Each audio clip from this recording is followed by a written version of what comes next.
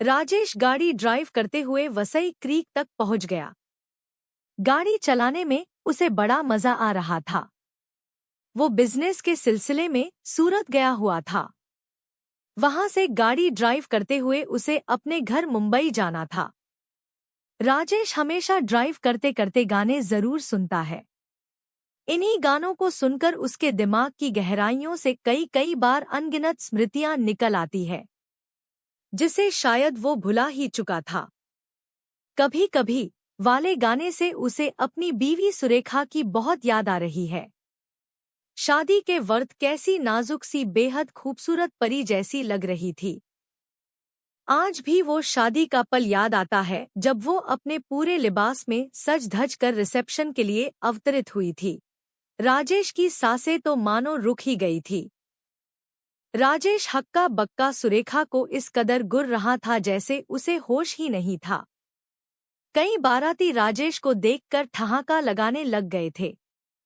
वो तो राजेश का भाई तन्मय था, जिसने राजेश को चिकुटी काटी और राजेश पुनः अपनी यथास्थिति में आ गया। जीवन का चक्र भी अजीब है। कब हम उसी राह पर खड़े हो जाते हैं जिसे हमने बरसों पहले ही छोड़ दिया था। राजेश को सुरेखा ने कॉलेज में कोई भाव नहीं दिया था, बल्कि सुरेखा को राजेश पसंद भी नहीं था। परंतु होनी को मंजूर कुछ और ही था। सुरेखा के पापा दीनानाथ और सुरेखा के पापा रामलाल ने आपस में तय कर लिया और राजेश जैसे साधारण से दिखने वाले कम कद काठी वाले को भी सुरेखा जैसी सुंदर, हसीन और सुडौल डील डॉल वाली लड़की मिल गई। राजेश को अपनी किस्मत पर भरोसा नहीं हो रहा था। शादी के बाद जब राजेश सुहाग रात के लिए कमरे में जा रहा था तब राजेश बुरी तरह कांप रहा था। अगर तन्मय न होता तो शायद राजेश को हिम्मत ही न आती। ऐसी न जाने कितनी अनगिनत बातें राजेश के दिमाग में चल रही थी। राजेश गाड़ी चलाते हुए कई रंगीन गानों पर सुरेखा को याद कर रहा था। उसके नरम होठ, उसके गुलाबी गाल, उसके मधोश से नैन, राजेश को जैसे सुरेखा की बेहद याद आने लग गई। वह जल्द से जल्द घर पहुंचकर अपनी सुरेखा से मिलकर उसके बाहों में अपने आप को सुपुर्द करना चाह रहा था। राजेश सुरेखा की हर छोटी मोटी चीजों का ध्यान रखता। उसके उठने से लेकर उसके सोने तक राजेश बेहद सलीके से सुरेखा को मान सम्मान देता। घंटों उससे बातें करता, उसे सहलाता और उसका सिर अपनी गोद में रखकर सुलाता भी। कभी अगर सुरेखा बीमार भी होती, राजेश पूरे दिन अन्न त्याग कर भगवान को मनाता कि सुरेखा को जल्दी ठीक कर लो। राजेश ने मानो सुरेखा को वो हर सुख दिया जिसके लिए संसार का शायद ही कोई व्यक्ति कर सकता।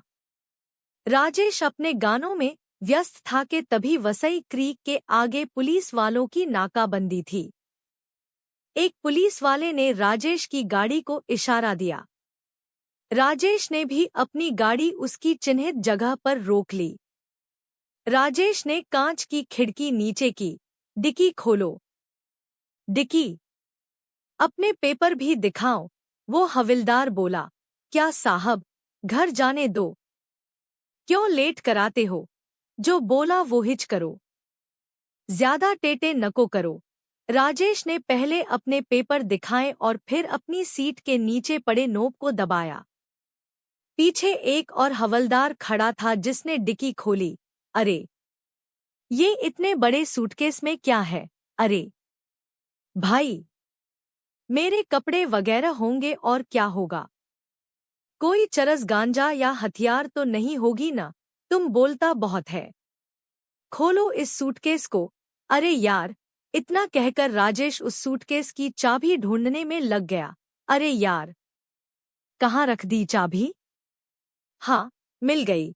राजेश ने ग्लोव बॉक्स से चाबी निकाली और बाहर आकर उस सूटकेस को खोला। सूटकेस के मुंह को खोलते ही सभी हक्के बक्के रह गए। उसमें किसी लड़की की लाश को ठूस कर भरी हुई थी। लाश को पॉलिथिन से जकड़ा हुआ था। हाँ, न चरस न गांजा बल्कि लाश को लेकर घूम रहा है हरामजादे। इतना कहते ही हवलदार ने तुरंत राजेश को धर पकड़ लिया। राजेश के चेहरे से हवाइयां उड़ गई जब उसने देखा कि ये लाश किसी और न की नहीं वरन उसकी बीवी सुरेखा की थी। पुलिस वाले राजेश को बार बार पूछकर थक गए थे, पर राजेश जैसे कुछ भी बता पाने में असमर्थ था। बार बार यही कह रहा था कि वो सूरत से गाड़ी लेकर रवाना हुआ और उसे कुछ भी याद नहीं। सुरेखा कैसे इस गाड़ी में आ गई उसे कुछ भी न मालूम। उसकी आंखें तो बस सुरेखा की याद में रो रो कर सूज गई थी। पुलिस वालों ने 3rd डिग्री का इस्तेमाल भी किया पर राजेश के सामने जैसे सुरेखा की प्यारी मूरत ही दिखाई दे रही थी। उसकी हर अदा, उसकी वो नटखट मुस्कुराहट, उसके पायल की छन छन आवाज, राजेश जैसे बदहवासी में सुरेखा सुरेखा ही चीख रहा था। तभी इंस्पेक्टर अजय ने पुलिस स्टेशन में एंट्री की।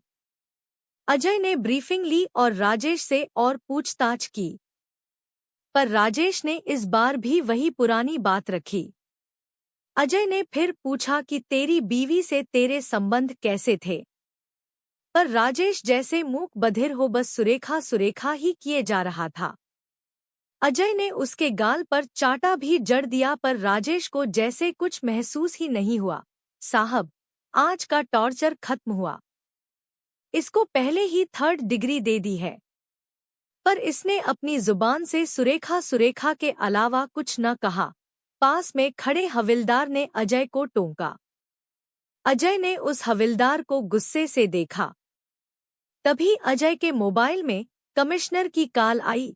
अजय, ये हाई प्रोफाइल मर्डर है, इसकी तह तक जाओ।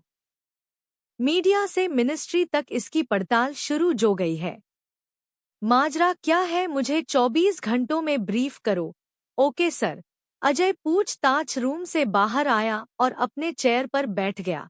शिंदे, क्या रिपोर्ट है इसकी? सर, ये सही कह रहा है कि ये सूरत के होटल अनामिका से आज ही रवाना हुआ। वहां पूछताछ में यही बताया कि इसके अलावा वहां और कोई ठहरा नहीं था। राजेश की केमिकल की फैक्ट्री है वसई में। बिजनेस के सिलसिले में वो भरूच की किसी केमिकल कंपनी में गया था। ठहरा वो सूरत ही था। भरूच में केमिकल से इतना प्रदूषण है कि लोग सूरत या वडोदरा ही ठहरते हैं। राजेश और सुरेखा की शादी को लगभग 4 साल हो गए थे। राजेश और सुरेखा के कॉल डिटेल निकाल रहे हैं। होटल की सीसीटीवी फुटेज भी चेक की जा रही है। लाश को पोस्टमार्टम के लिए भेज दिया है। रिपोर्ट जल्द आ जाएगी। गाड़ी को फोरेंसिक स्टडी के लिए भेज दी है। जल्द ही उसकी भी रिपोर्ट आ जाएगी। राजेश का भाई तन्मय बाहर बैठा है। आप कहो तो भेज देता हूं आपके पास। हम सेंड हिम इन। कुछ देर में तन्मय अजय के केबिन में शिरकत करता है। बताओ, आपके भाई ने उसकी बीवी का खून क्यों किया? खून नहीं सर, वो ऐसा कभी नहीं कर सकता। वो तो सुरेखा भाभी को बहुत चाहता था। ऐसा वो सपने में भी नहीं सोच सकता। तन्मय ने अपनी बात पूरी तन्मयता से रखी। सपने में तो नहीं पर हकीकत में तो उसने कर ही लिया है। खैर ये बताओ तुम कहाँ थे कल और अपने भैया भाभी की कहानी बताओ। सर, कल मैं घर पर ही था। सुबह दुकान खोली पर कुछ ही देर में तबीयत नासाज हुई तो दवाई लेकर घर में सो गया। आज सुबह आपके यहाँ से कॉल आई तो आ गया। देखो सर, राजेश को किसी ने फंसाया है। सुरेखा भाभी घर से अपने मायके जाने के लिए निकली थी कल सुबह, पर आज अभी घर पर उसका मातम मनाया जा रहा है। तुम्हारे भाई और भाभी के रिश्ते कैसे थे साहब? जैसे राम और सीता की जोड़ी थी। किसी की नजर लग गई उन्हें। मैं जानता हूँ मेरे भाई को वो ऐसा कभी नहीं कर सकता। जितना पूछूं उतना ही जवाब दो। अजय घुर्राया। इतने में हवलदार कुछ रिपोर्ट लेकर आया। केबिन में दाखिल हुआ। उसने वे रिपोर्ट अजय के डेस्क पर रख दी। अजय ने पेपर पलटे। सुरेखा की मौत दम घुटने से हुई है। उसके शरीर पर धारदार हथियार से हमला भी किया गया है। वो 3 महीनों से प्रेग्नेंट थी। क्या भाभी प्रेग्नेंट? तो हमने 2 जिंदगियां खोई है। और तन्मय रोने लगे गया। तुम बाहर बैठो थोड़ी देर, वहां रोना धोना करना। अजय ने तन्मय से बाहर बैठने का इशारा किया। साहब एक बार राजेश से मिलने दो मुझे प्लीज। वो मुझसे झूठ कभी नहीं बोलता। अजय ने कुछ सोचा और उसे इजाजत दे दी। अजय ने शिंदे को बुलाया और सुरेखा के पेट में पल रहे बच्चे का डीएनए टेस्ट करवाने के लिए कहा। तन्मय कैद में बंद अपने भाई की अवस्था को देख एक बारगी डर गया। सहमते हुए बोला, भाई ये क्या हो गया? पर राजेश को जैसे कुछ सुनाई ही नहीं दिया। तन्मय को देख राजेश की आंखों के सामने मानो कॉलेज से लगाकर अब तक के सारे हसीन पल एक साथ तैर गए। राजेश ने सुरेखा को पहली पहली बार फर्स्ट ईयर में देखा था। मानो कोई हूर की परी, जन्नत की अप्सरा इस पृथ्वी लोक पर विचरण कर रही थी। राजेश बस सुरेखा को देखते ही रह गया था। राजेश ने कई बार कोशिश की सुरेखा से मिलने की, उससे बात करने की, पर सुरेखा का इस पर कोई असर नहीं पड़ा। राजेश भी इस वजह से चिड़चिड़ा हो गया था। उसके दोस्त भी उसे चिढ़ाने लग गए थे। वो अपने दोस्तों से भी दूर हो गया था, सिवाय एक के, अंजनी। अंजनी राजेश की अच्छी दोस्त थी। दोनों साथ साथ पढ़ते और केमिकल इंजीनियरिंग की एडमिशन भी दोनों ने साथ साथ ली। अंजनी ने भी पहले तो राजेश को समझाया, पर जब उसने देखा कि राजेश बिल्कुल सुरेखा के प्यार में अंधा हो गया है तो उसने राजेश की मदद की सुरेखा को पाने के लिए। अंजनी तरह तरह के फूल, ग्रीटिंग कार्ड, गिफ्ट सेलेक्ट करके राजेश को देती और राजेश उस पर चुपके से सुरेखा को छुप छुप कर देता। आखिर सुरेखा को पता चल ही गया कि ये सब राजेश ने ही किया है। सुरेखा और राजेश में दोस्ती हुई, पर सुरेखा तब भी राजेश से एक निश्चित दूरी ही बनाती। आखिरकार छुट्टियों में जब राजेश घर गया, तब उसके पापा ने जिस लड़की की तस्वीर दिखाई वो सुरेखा ही निकली। राजेश खुशी से फुला न समाया। उसने झट से हाँ कह दी। कॉलेज शुरू हुए और केमिकल की लैब में प्रयोग करते वक्त राजेश का अत्यधिक खुशी की वजह से ध्यान भटका और धमाका हुआ। राजेश बेहोश हो गया और तुरंत हॉस्पिटल ले जाया गया। अंजनी, सुरेखा, तन्मय और बाकी दोस्त सभी हॉस्पिटल में बेसब्री से इंतजार कर रहे थे। सुरेखा भी मन ही मन राजेश के स्वस्थ होने की कामना कर रही थी। उसे राजेश की सभी खट्टी मीठी यादें आकर तरसा रही थी। आखिरकार डॉक्टर ने उसकी स्वस्थ होने की घोषणा की और सभी के उदास चेहरे खिल उठे थे। सुरेखा ने राजेश का बहुत ध्यान रखा हॉस्पिटल में। राजेश के लिए जैसे ये दुर्घटना एक चमत्कार साबित हुई। राजेश के घरवालों और सुरेखा के घरवालों ने दोनों की सगाई कर दी। शादी कॉलेज खत्म होने के बाद में रखी। पूरे कॉलेज में बस दोनों के ही चर्चे थे। पर अंजनी ने पढ़ाई खत्म करके लॉ की डिग्री के लिए एडमिशन ले लिया। वहीं राजेश ने खुद की केमिकल की फैक्ट्री स्टार्ट की। फैक्ट्री को जमने में करीब करीब 2 साल लग गए। उसके बाद राजेश और सुरेखा ने धूमधाम से ब्याह रचा लिया। भाई ये क्या हो गया? तन्मय इस बार जोर से चिल्लाया। राजेश की मानो तंद्रा टूट गई हो। सुरेखा, कहाँ है वो? कैसी है वो? राजेश बदहवासी में तन्मय की ओर देखते हुए पूछा। भाई, भाभी की लाश गाड़ी में कैसे आई? किसने मारा भाभी को? तन्मय ने इस बार दबाव बनाते हुए पूछा। मुझे नहीं मालूम तन्मय, मुझे कुछ नहीं पता। मुझे बस मेरी सुरेखा के पास जाना है। भाई, मैं जानता हूँ कि आप भाभी से बेहद प्यार करते थे। आप ऐसा करना तो दूर सोच भी नहीं सकते। पर भाई, आपको जवाब देना पड़ेगा। क्या हुआ? कैसे हुआ? मुझे कुछ नहीं पता तन्मय। मैं तो बस होटल से रवाना हुआ था घर आने को। ये तो चेकिंग के वक्त मेरी गाड़ी से सूटकेस मिला और उसमें सुरेखा थी और राजेश फिर फुट फुट कर रोने लगा। तन्मय को समझ नहीं आ रहा था कि वो क्या करे। तन्मय को समझ नहीं आ रहा था कि वो राजेश से कैसे बात करे। राजेश पागलों की भांति व्यवहार कर रहा था। तन्मय उठा और पुलिस स्टेशन से बाहर गया। क्या हुआ सावंत? दोनों के बीच क्या बातचीत हुई? अजय ने उस हवलदार से पूछा। कुछ नहीं साहब, वही रोना धोना और क्या। हर मुजरिम जुर्म के बाद इतना रोता है कि लोगों को पता चलना चाहिए कि जुर्म उसने नहीं किया है। आजकल तो झूठ को जितना चिल्ला चिल्ला कर बोलो उसी में लोगों को सच दिखता है। सावंत ने वही खड़े खड़े अजय से कहा। सही बोलता है सावंत। सावंत मामा सबसे शाना। और सब हंसने लगे। अजय पुलिस स्टेशन से निकलकर घर की ओर गाड़ी दौड़ाई। पुलिस स्टेशन में रात ढल गई थी। राजेश भी अब कमोबेश नॉर्मल होते जा रहा था। आदमी जब कई घंटे रोता है तो खुद ब खुद शांत हो जाता है।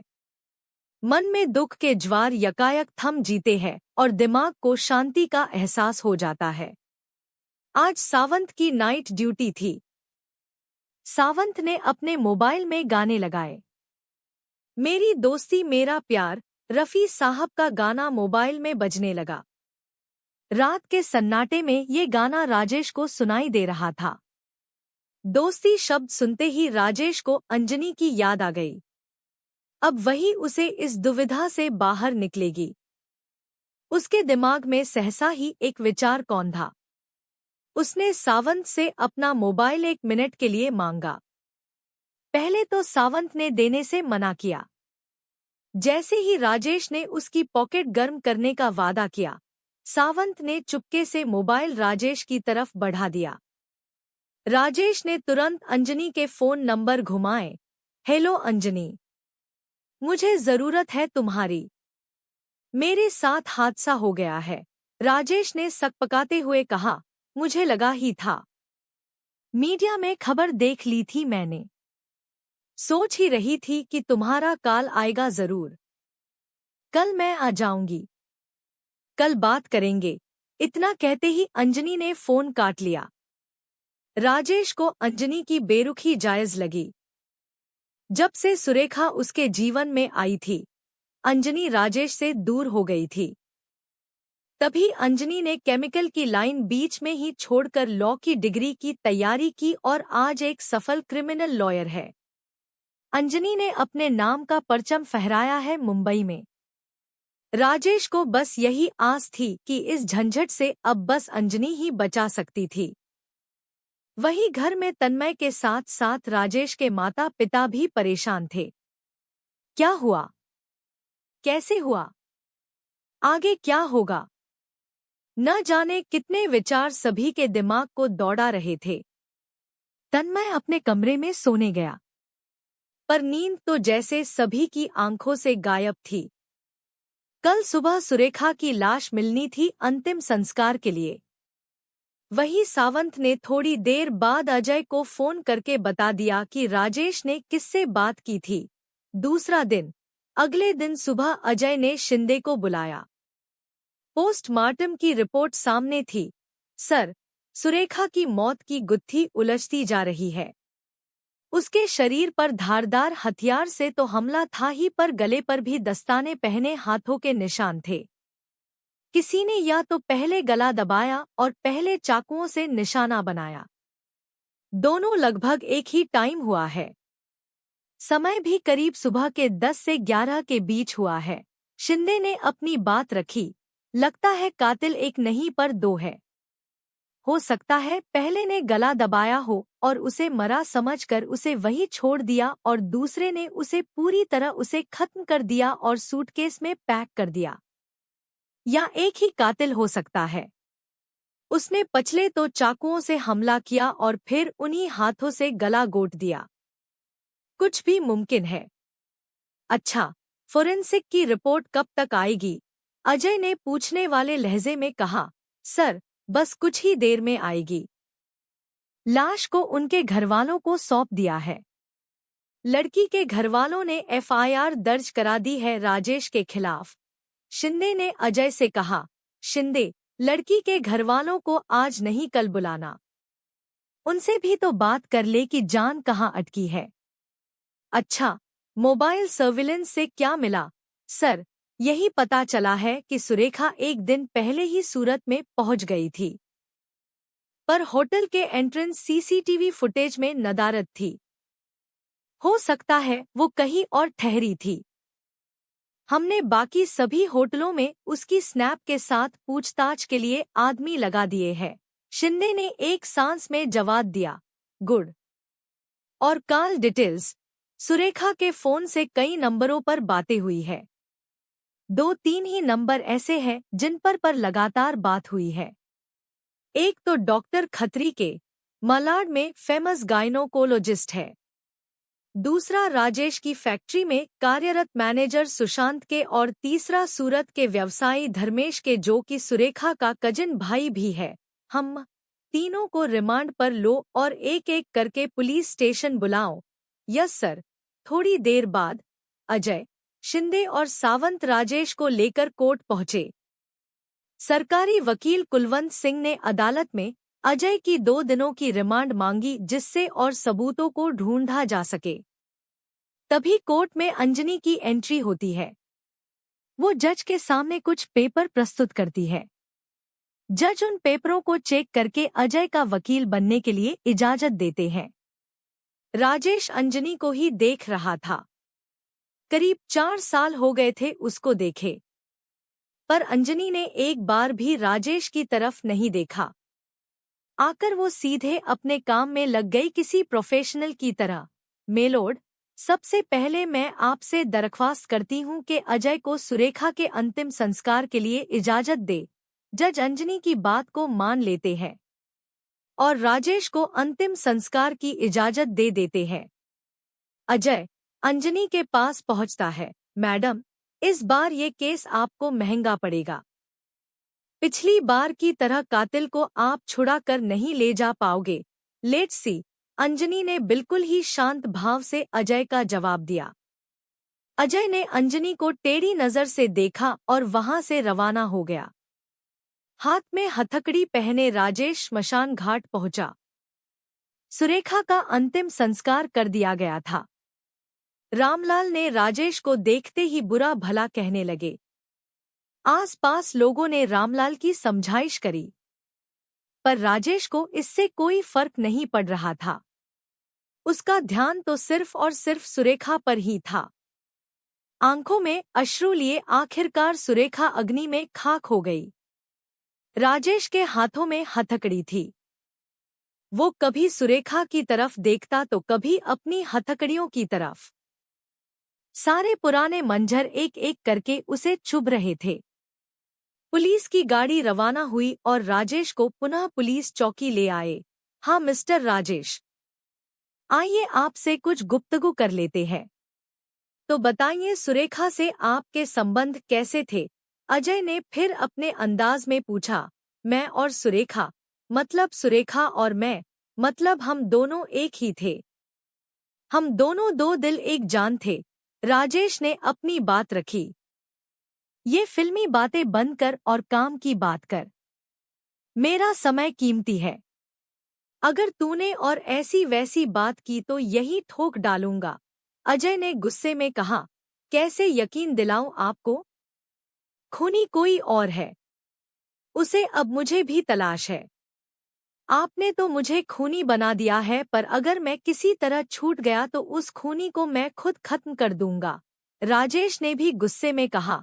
अरे देख शिंदे, कितना खून करने की ललक समाई है तुझमें रे, जो अब तक खत्म नहीं हुई। चला अब काम की बात करते हैं। अगर तू कहता है कि तूने ये खून नहीं किया तो वे सूटकेस किसने रखा? अजय ने ताव में आकर पूछा। मुझे नहीं पता।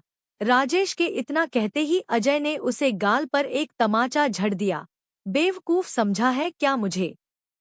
शिंदे, वो सीसीटीवी कैमरे की झलक लाना। अजय ने शिंदे को इशारा किया।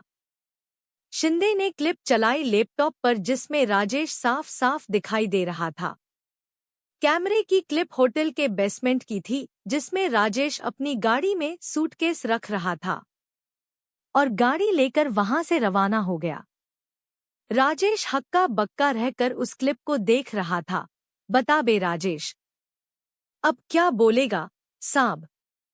मैं सच कह रहा हूँ, ये खून मैंने नहीं किया है। अजय इस बार रुका नहीं और राजेश की चीखें ही पुलिस स्टेशन में सुनाई दे रही थी। तभी अंजना पुलिस स्टेशन में शिरकत करती है। उसे राजेश की चिल्लाने की आवाज सुनाई देती है। वो सावंत से अजय से मिलने के लिए कहती है। थोड़ी ही देर में अजय अंजना को अपने केबिन में बुलाता है। आइए मैडम, क्या खिदमत कर सकता हूँ मैं आपकी? फिलहाल यही कि आप मेरे क्लाइंट पर कोई जोर जबरदस्ती नहीं कर सकते। ये कोर्ट से ऑथोराइज्ड पेपर है, जिसमें आप राजेश से कोई जोर जबरदस्ती नहीं कर सकते हैं। ये आखिरी में वो पेपर भी है जिसमें मैं उससे विजिटर समय में मिल सकती हूँ।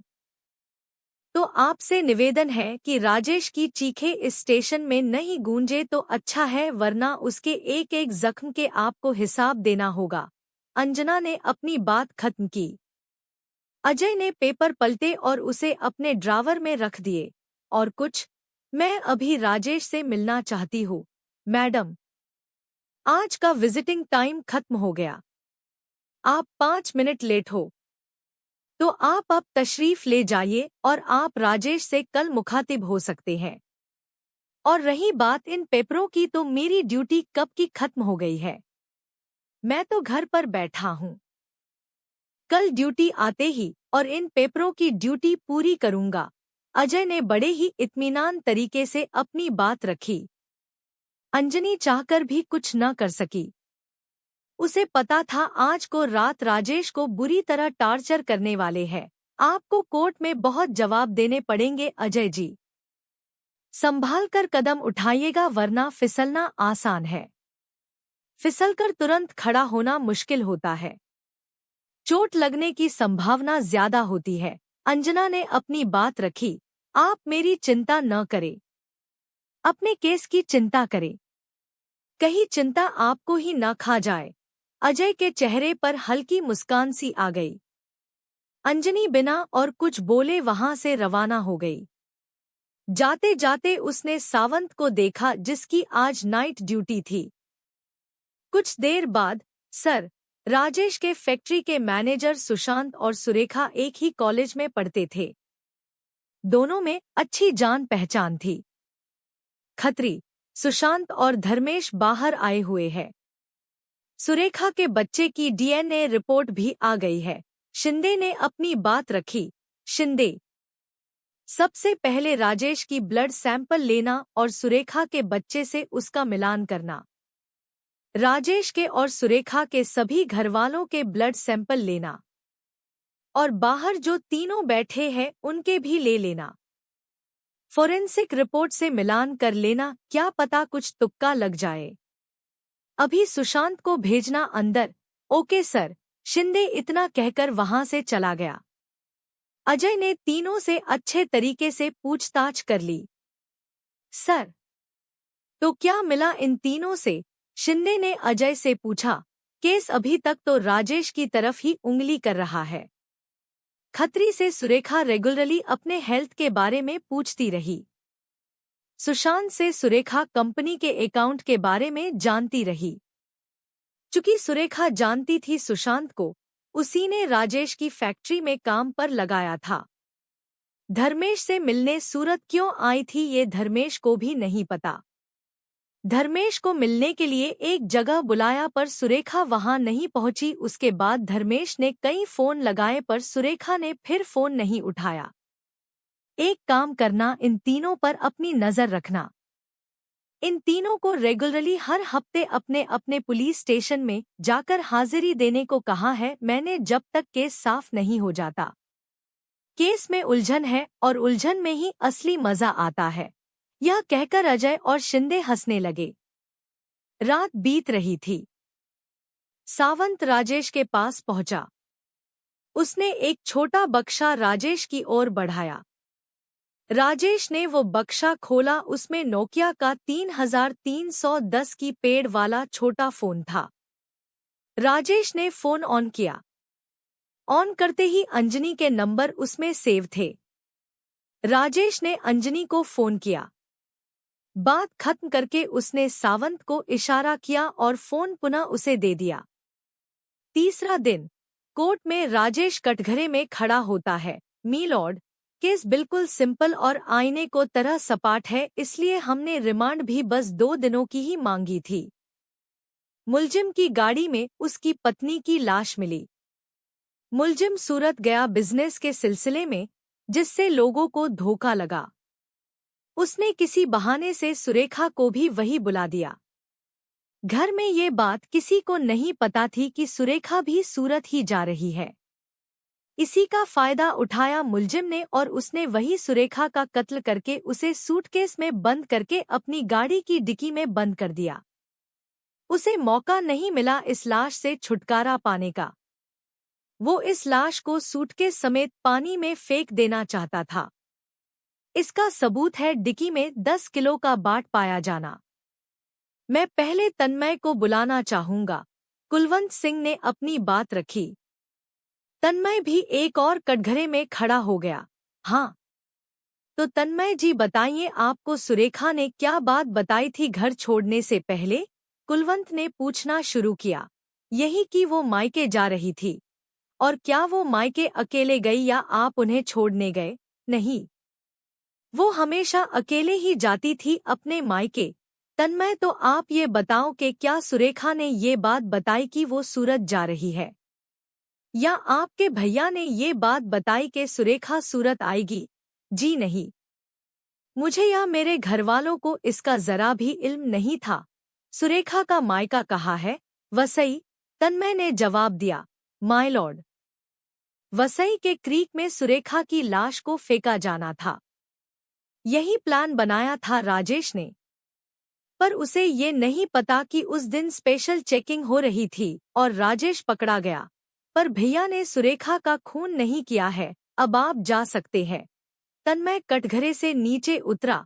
माय लॉर्ड, अब आपके सामने सीसीटीवी फुटेज पेश करता हूँ जिसमें ये साफ साफ जाहिर हो रहा है कि राजेश ने किस तरह हत्या कर सुटकेश में लाश को बंद कर गाड़ी की डिक्की में रखा।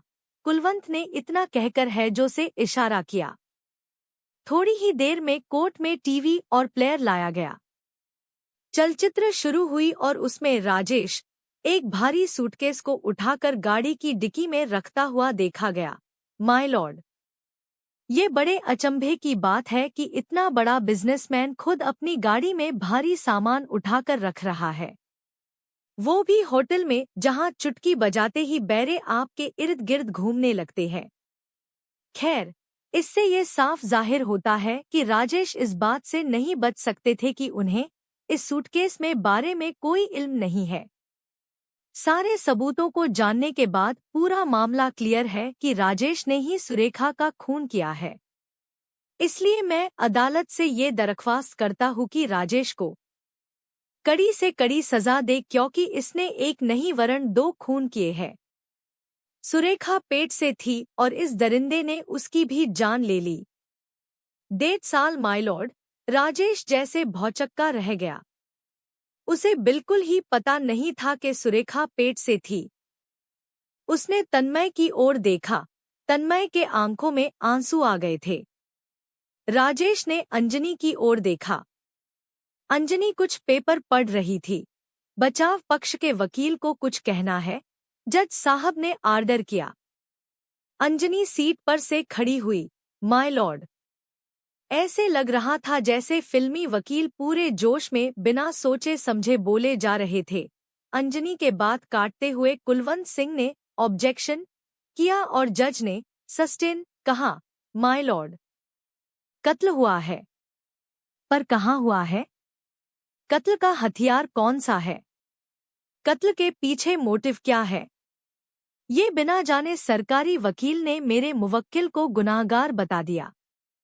ये फॉरेंसिक एक्सपर्ट की रिपोर्ट है जिसमें सूटकेस के ऊपरी भाग पर राजेश के हाथों के निशान हैं, जबकि अंदर कहीं भी न बॉडी पर और न ही सूटकेस के अंदरूनी भागों में राजेश के हाथों के कोई निशान पाए गए। अंजनी की बात को फिर टोकते हुए कुलवंत जी खड़े हुए। माय लॉर्ड, यही तो इसकी शातिरता है। इसने जानबूझकर ऐसा किया जिससे उस पर शक न किया जा सके। वह इतना ही शातिर है, उसने लाश को अपने डिक्की में क्यों रखा? कोई मुजरिम क्यों लाश को अपनी डिक्की में लेकर इतनी दूर आएगा? सरकारी वकील बार बार जोर दे रहे हैं कि लाश को वसई की खाड़ी में फेंकना था, पर वो ये कट भूल जाते हैं कि सूरत और मुंबई के बीच छिपरा नदी भी आती है, वापी के पास भी बड़ी नदी आती है। अगर राजेश ने ही यह काम किया होता तो वो उसे वही फेंक देता। उसे घर तक क्यों ले जा रहा था? और जहां तक बात 10 किलो बाट की है तो राजेश केमिकल कंपनी की फैक्ट्री का मालिक है। केमिकल की सैंपल के लिए राजेश को उसकी जरूरत रहती है। सीसीटीवी फुटेज यही दिखा रहा है कि राजेश ने डिक्की में एक सूटकेस रखा, पर यह कहाँ दिखाया गया कि ये सूटकेस और वो सूटकेस एक ही है। गौर से देखिएगा तो सीसीटीवी वाला सूटकेस हल्का बैगनी है और मौढाई वारदात पर पाया गया सूटकेस डार्क बैगनी है। अब मैं अदालत से दरख्वास्त करती हूँ कि धर्मेश को कटघरे में बुलाया जाए। धर्मेश कटघरे में खड़ा हो गया। सुरेखा ने आपको फोन किया था? हाँ। क्यों किया था?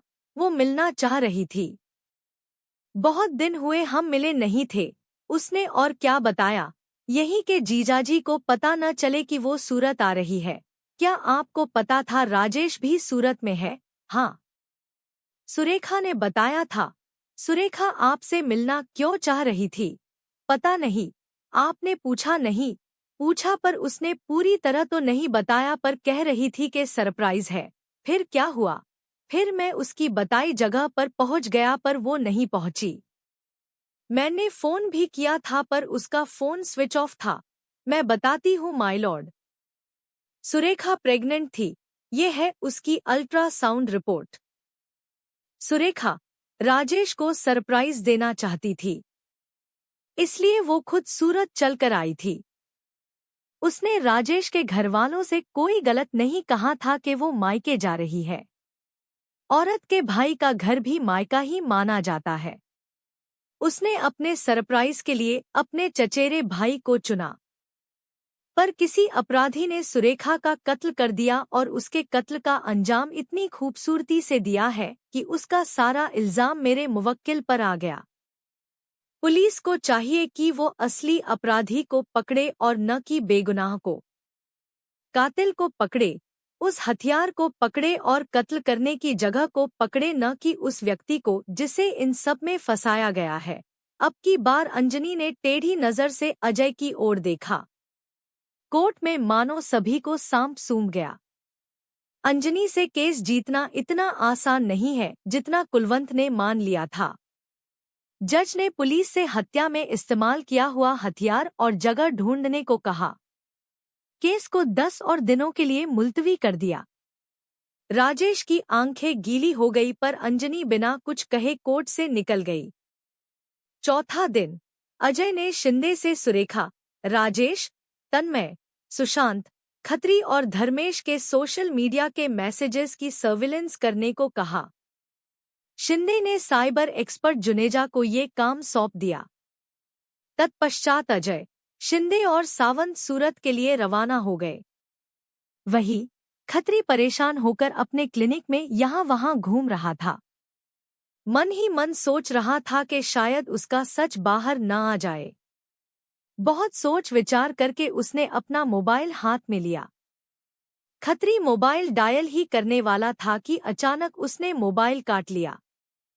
कहीं रिकॉर्डिंग न हो तो उसने बीएसएनएल के लैंडलाइन कनेक्शन से दूसरे लैंडलाइन कनेक्शन पर फोन किया।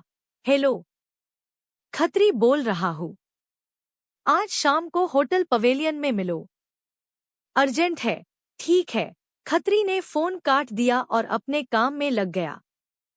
तन्मय घर पर आ रहे लोगों से मुखातिब हो रहा था। बार बार एक ही जवाब देना उसे ठीक नहीं लग रहा था।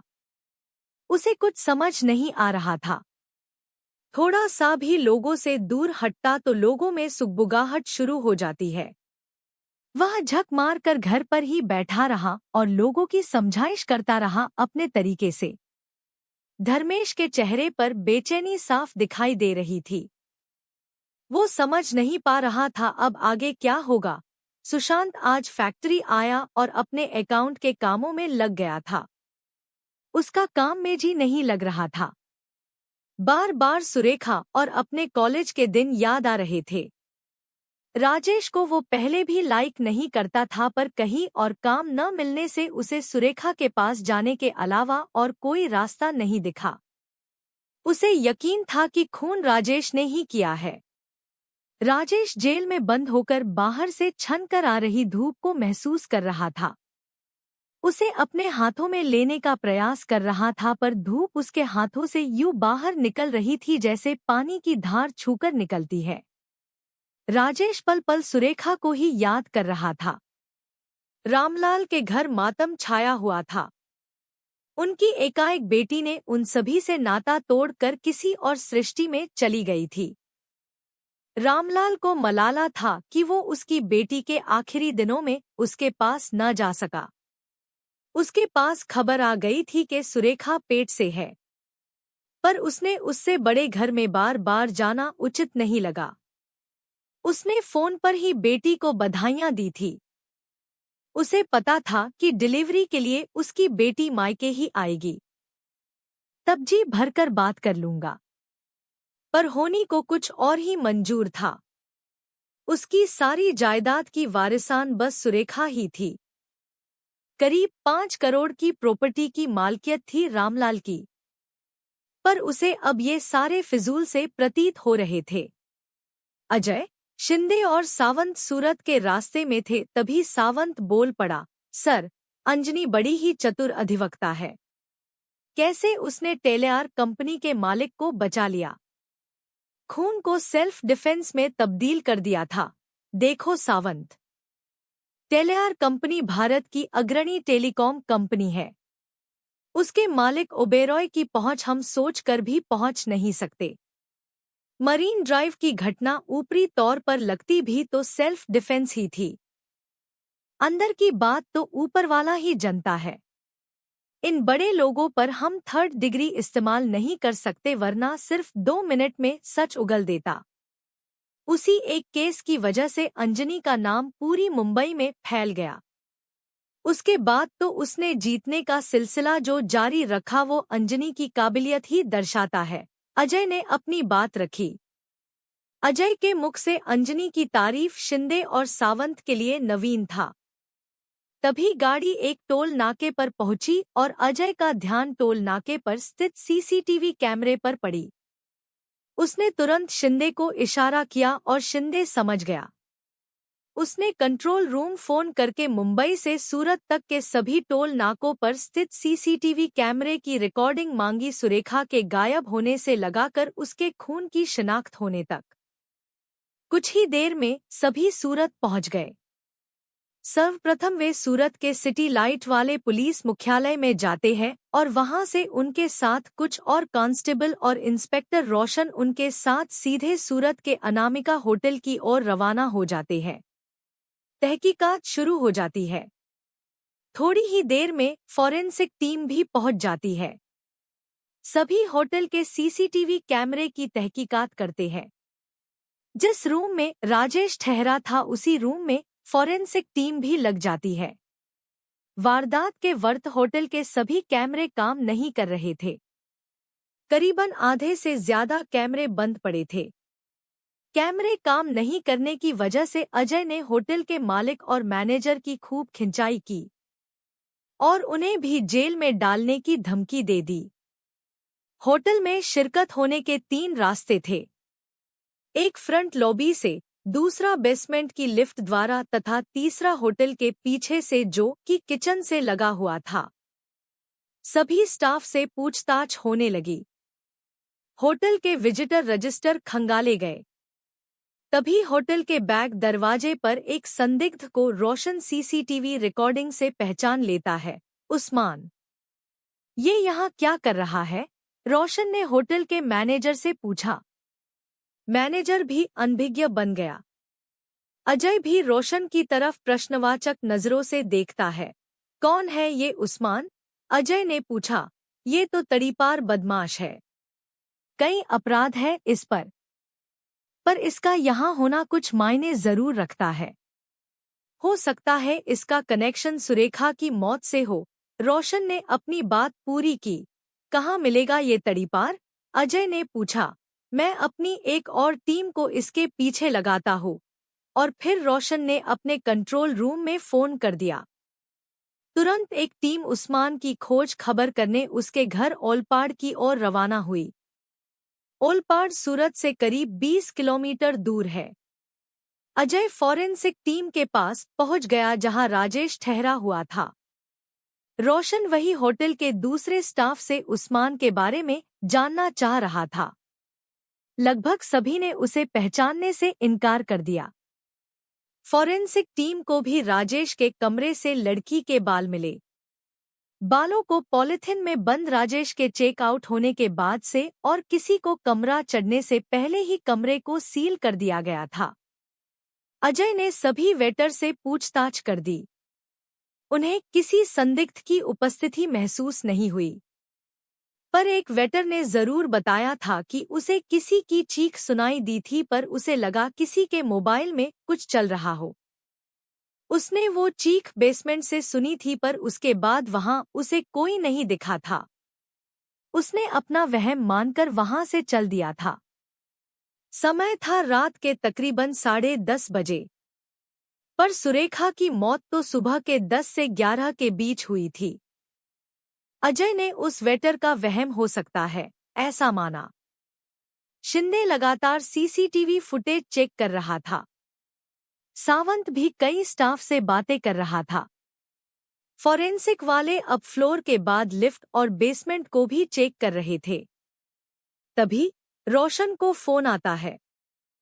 साहब, उस्मान तो गायब है। उसका 2 दिनों से पता नहीं है।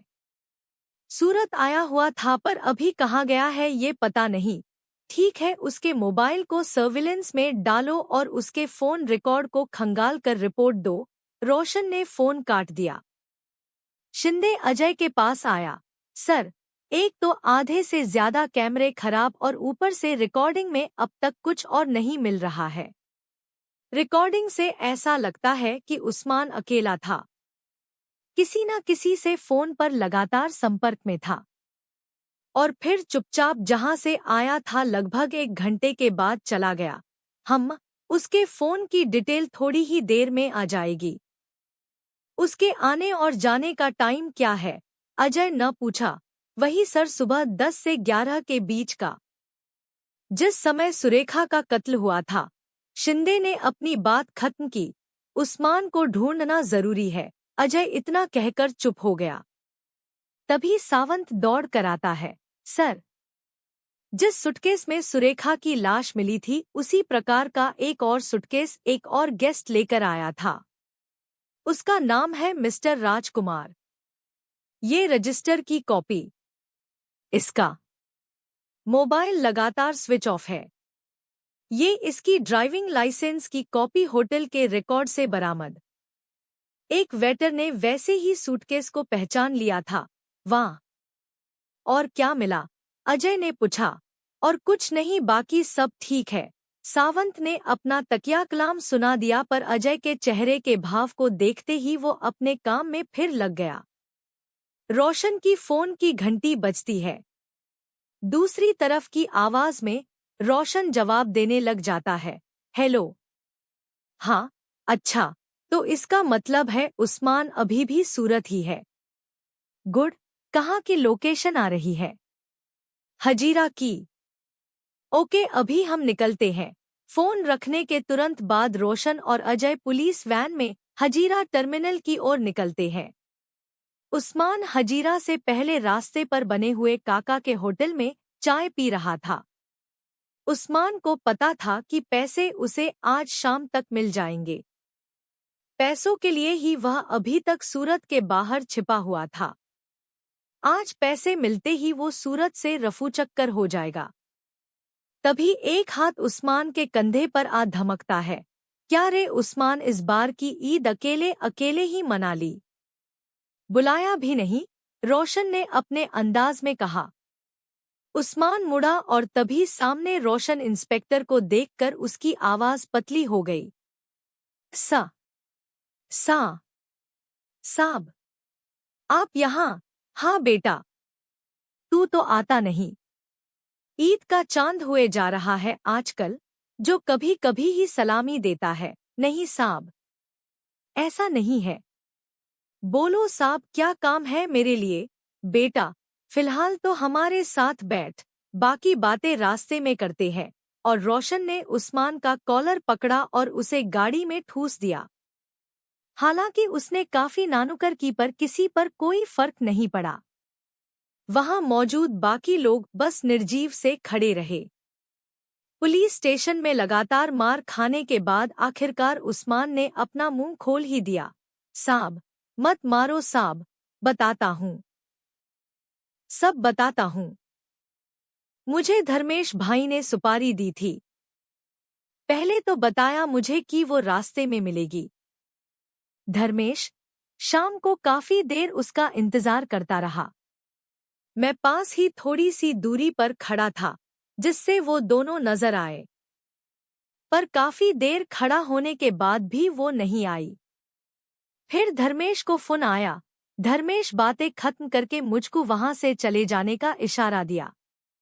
मैं भी बाइक लेकर उसके पीछू पीछू निकल पड़ा। धर्मेश ने 2 नए सिम खरीदे थे, एक उसने मुझको दिया और दूसरा उसने खुद रखा। दोनों सिम के लिए नए मोबाइल खरीद लिए थे। काम होते ही हम दोनों ने सिम तोड़कर फोन समेत नदी में फेंक दिया। यही है क्या वो धर्मेश? अजय ने फोन पर सुरेखा के कजिन भाई का पिक्चर दिखाया। हाँ साहब, यही है। उस्मान की आंखें धर्मेश की फोटो को देखकर बड़ी हो गई। अजय ने रोशन को इशारा किया। रोशन ने धर्मेश को लाने के लिए एक टीम उसके घर भेज दी। कैसे मारा तूने उसे? बोल बे, अजय घुर्राया। साहब, मैं काफी देर तक धर्मेश भाई के फोन का इंतजार करता रहा। फिर रात के 10 बजे उनका फोन आया। उसने बोला कि सुरेखा से बात नहीं हो पा रही है। हो सकता है वो अनामिका होटल में हो, इसलिए मैं रात को होटल के बाहर खड़े खड़े इंतजार करता रहा। फिर मौका देखकर बाइक से ऊपर चढ़कर होटल की पीछे की दीवार फांद दी थी। कमरा नंबर 303 में सुरेखा हो सकती है, ऐसा बोला मुझको। मैं कमरे के बाहर खड़ा ही था कि तभी किसी के आने की आहट सुनाई दी और मैं कमरे से सटे एक रूम में दाखिल हुआ। उस रूम में पानी की बोतलें, दूध, चाय के पत्ते वगैरह वगैरह पड़े हुए थे।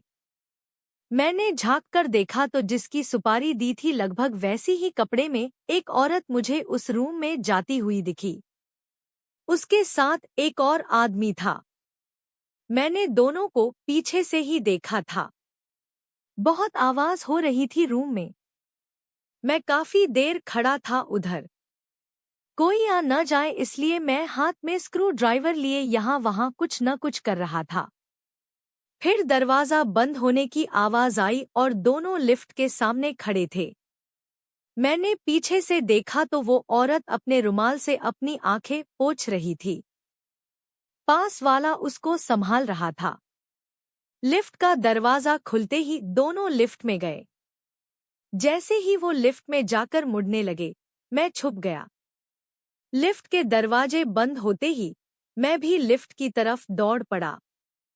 लिफ्ट बेसमेंट में जाकर रुकी और मैं भी लिफ्ट को दोबारा ऊपर बुलाया और बेसमेंट में चला गया। बेसमेंट में अंधेरा था, शायद लाइट चली गई थी। मैंने यहाँ वहाँ देखा, मुझे कुछ नहीं दिखा। तभी एक गाड़ी में दोनों बैठे हुए दिख गए। आदमी थोड़ी देर में गाड़ी से बाहर आया और पुनः लिफ्ट की ओर चल दिया। मेरे लिए ये अच्छा मौका था। मैंने अपने मुंह पर मास्क लगाया, उस गाड़ी के पास धीरे धीरे पहुंचा और इतना नजदीक आ गया था कि उस गाड़ी और मुझ में बस एक गाड़ी का ही फर्क था। मैंने अपनी जेब से चाकू निकाला, उसकी खिड़की खुली हुई थी। मैंने तुरंत उसके सीने पर वार करके वहां से भग लिया। इतनी जोर से वो चिल्लाई कि मुझे लगा और कोई न आ जाए यहाँ। मैं चाकू घोंपकर तुरंत फुरत में बड़ी तेजी से भग गया। पीछे देखा भी नहीं कि क्या हो रहा है। तो तूने लाश को सुटकेस में नहीं बांधा? अजय ने पूछा। सुटकेस में? नहीं साहब, मैंने तो बस उसी टाइम वार किया था। फिर तू दूसरे दिन क्यों गया था होटल में? वाह साहब, आपको कैसे मालूम? वो तो मैं इसलिए गया था कि धर्मेश भाई मुझको पैसा नहीं दे रहे थे। उनको लगता था कि मैंने कुछ किया ही नहीं है। न पेपर में कोई खबर और न ही कोई होटल में पुलिस। इसलिए मैं दोबारा होटल में सुबह को गया। इस बार भी मैं मैकेनिक के कपड़े पहनकर पीछे से एंट्री मारी। पर मैंने बेसमेंट में कुछ नहीं देखा। बस इतना ही देखा कि एक आदमी भारी सुटकेस को गाड़ी की डिक्की में डाल रहा था। उस्मान ने बोलना बंद किया। फिर क्या किया तूने? फिर क्या साहब? मैं होटल से बाहर आ गया। बाहर कुछ दोस्त मिले, उनके साथ दारू पीने बैठ गया। मैंने तो मेरा काम कर दिया था, अभी अपन को रोकड़ा चाहिए था तो मैं धर्मेश भाई को फोन करके परेशान करने लगा। उस्मान ने अपनी बात रख दी। अजय को गुत्थी अब भी पूरी तरह सुलझती सी नहीं लग रही थी। अगर उस्मान के घाव से सुरेखा घायल हो गई या मर गई तो उसे सूटकेस में डाला किसने? सुरेखा के अंग पर तो और भी तो घाव थे। इतना आसान केस निपट नहीं सकता था। तभी शिंदे अंदर आता है। सर, टोल नाके की सीसीटीवी फुटेज में कुछ अजीब आया है। आप देखना चाहेंगे? दिखाओ, अजय ने कहा। शिंदे ने टोल नाके के फुटेज दिखाए। फुटेज में गाड़ी चलाते हुए सुरेखा के पास एक और व्यक्ति बैठा हुआ था। ध्यान से देखने पर पता चला कि ये और कोई नहीं बल्कि सुशांत था। सुशांत वही व्यक्ति था जिसे फैक्ट्री में सुरेखा ने लगवाया था। अजय ने शिंदे से सुशांत को सूरत लाने के लिए कहा। थोड़ी ही देर में धर्मेश भी आ गया। धर्मेश की शिनाख्त कर दी उस्मान ने। उस्मान को देख धर्मेश अब कांपने लग गया था। अजय और रोशन दोनों ने अपने हाथों में जंजीर ली। अभी एक चाबुक पड़ा ही था कि धर्मेश ने हाथ जोड़ दिए। मत मारो, मत मारो। मैंने ही इसको सुपारी दी थी सुरेखा को मारने के लिए। अब अजय और रोशन दोनों चुप हो गए। वे दोनों धर्मेश को घूरे जा रहे थे। मुझे व्यापार में बहुत बड़ा नुकसान लगा था। सुरेखा के पापा ने अपनी जायदाद सुरेखा के नाम कर दी थी। उसमें ऐसा क्लॉज था कि अगर सुरेखा को कुछ हो जाता है तो जायदाद मुझे मिलेगी। क्यों? तुझे क्यों मिलेगी? अजय ने धर्मेश की बात बीच में ही काटकर पूछ लिया। वो राजेश ने ही कुछ महीनों पहले सुरेखा के पापा से मिलकर ऐसा करने को कहा था। राजेश के पास रुपयों की कमी नहीं थी, इसलिए उसने सुरेखा के रुपए लेने से मना कर दिया था। बल्कि उसे मेरी आर्थिक स्थिति पता थी। सुरेखा के अलावा रामलाल जी का मैं ही एकलौता वारिस था।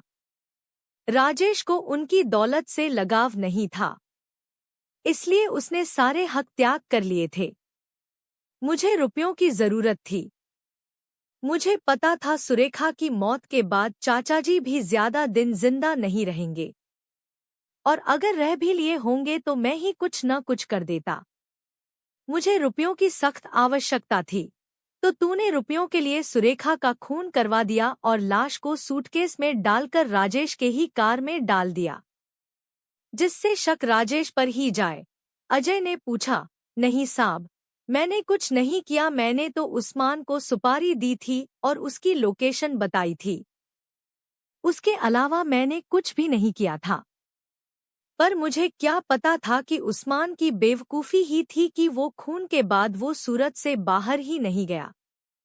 झक मार कर आज कहीं से व्यवस्था की थी उसे देने के लिए, ताकि आप लोगों की नज़र उस पर न पड़े। पहले तो उस्मान की बातों पर विश्वास नहीं हुआ।